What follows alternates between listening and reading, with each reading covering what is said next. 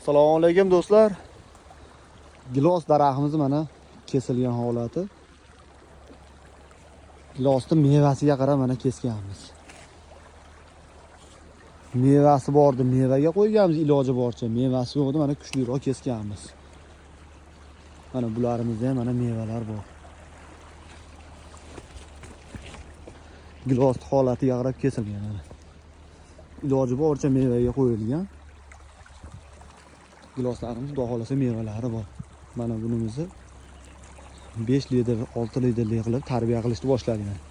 Mevalari mana do'stlar.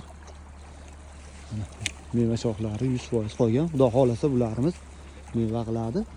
Mana endi kesilgan holatini ko'rdilar. Mana kesilmagan holati mana. Do'stlar, bularni ham iloji boricha mana 5 litrli qilamiz. Ichida mevalari bor. Mevaga qo'yib, xudo xolasa bularni ham kesib video qilamiz. Holati mana. Giloslarimiz.